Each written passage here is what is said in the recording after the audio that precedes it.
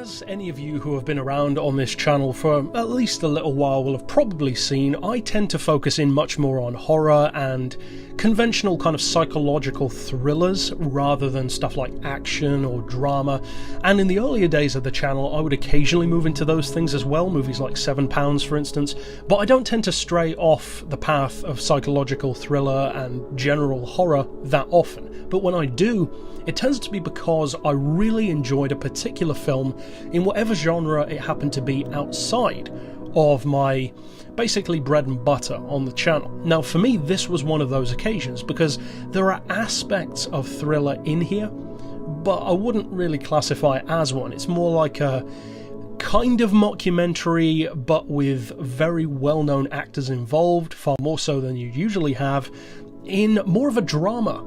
This particular movie, called End of Watch, was of course directed by David Ayer, who has been a little bit hit and miss. A lot of people are very mixed on Suicide Squad, for instance. Personally, I'm a big fan of comic book movies, both Marvel and DC. I would like to love the DC ones more than I do, but that's unfortunate. I love the games, I love the comics, movies not so much.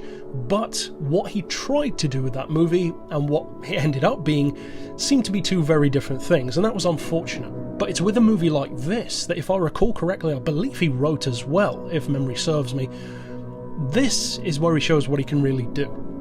Because End of Watch is a fantastic film, as far as I'm concerned. Kind of a spoiler early on in the review, but I thoroughly enjoyed this film. I think the way it was made, the method in which the story itself is told, the kind of mockumentary style, was very effective, and it kind of added to emotional points, the emotional punch of certain scenes, the interplay even of the two main characters, played by of course Jake Gyllenhaal and Michael Pena, both of whom are fantastic in pretty much any role they're in, and as I said, I really loved the movie. Now the essential plot and the story, for those who maybe aren't familiar with it, most people probably are at this point, but it follows two police officers basically on their daily rounds of the job, and Michael Pena and Jake Gyllenhaal are partners.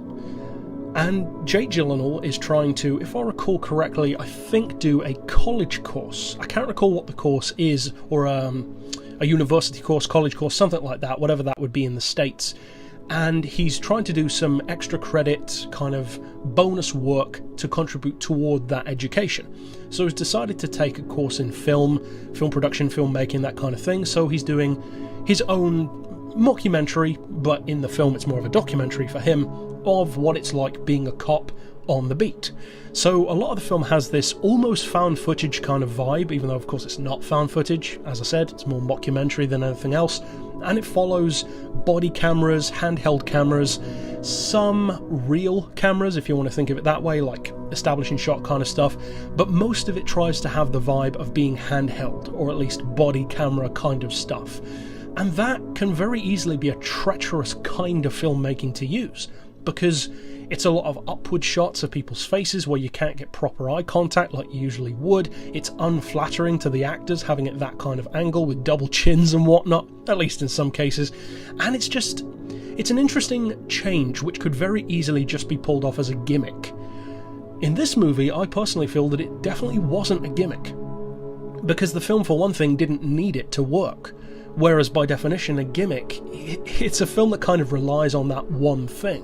Whereas this movie didn't. It's just a good film that also happens to be in that style. You could quite have easily shot this film without that camera option, if you will, that camera angle, for want of a better term, and it would have still worked, just with conventional cuts and cut that aspect out of the storyline. So to me, that kind of eliminates it being just an easy gimmick. Now, beyond what I said about it just covering their roles as policemen, they basically start to notice some people who are out of place in the local area, some people who might be connected to cartels or gangs who are maybe overstepping their bounds in some ways, making themselves a bit too obvious in their bad dealings, and they start to ruffle some feathers, things that they find, people that they take down, and it starts to annoy certain powerful people, and basically involves them getting a little bit in over their heads in that situation, but all from this hand cam angle.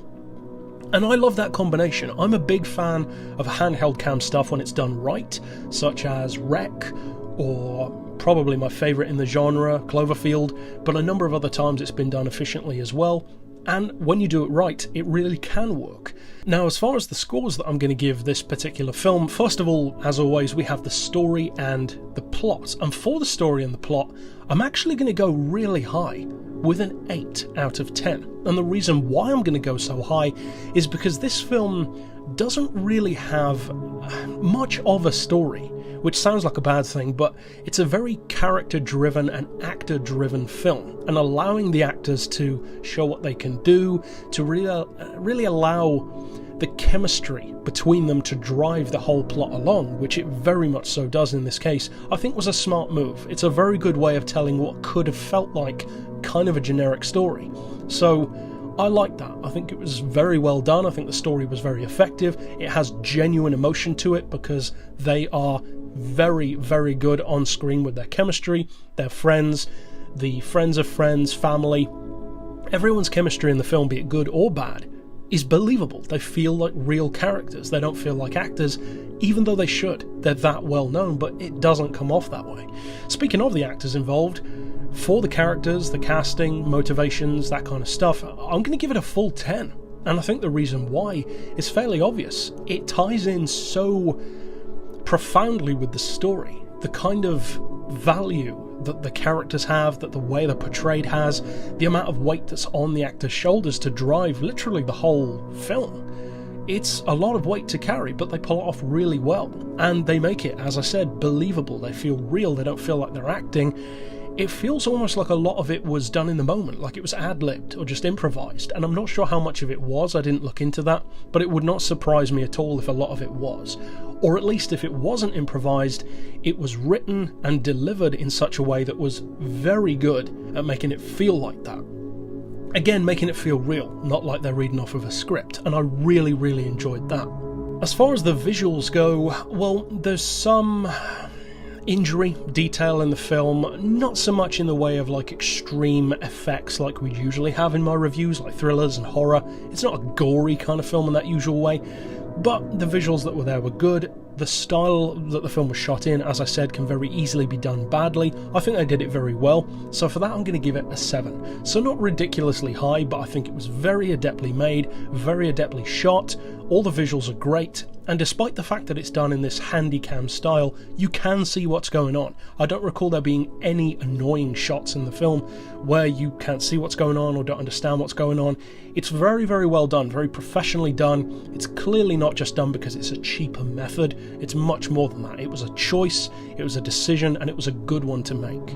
As far as the audio, the soundtrack, well, most of the time it tends to be dominated more with the soundtrack of life rather than music. So sirens, people playing music in their homes or on the sidewalk, the sounds of the city, if you will. And in a funny kind of way, that's just as effective as a score or a soundtrack or a song. There is some music in it, of course, but it's not the kind of music that stands out to you. And I say that about a few films, but in some, it feels like that should be the case, because it would detract from the moment. It would make it feel not as realistic or not as real.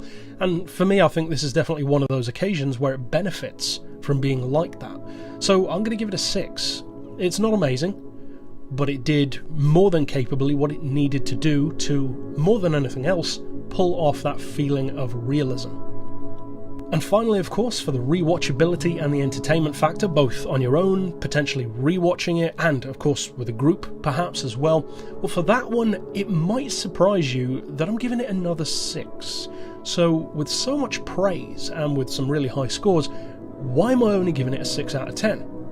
Well, the reason why is because there are certain films like this one, and I could reference other ones as well, but I don't really want to because it would kind of spoil this film in a funny kind of way.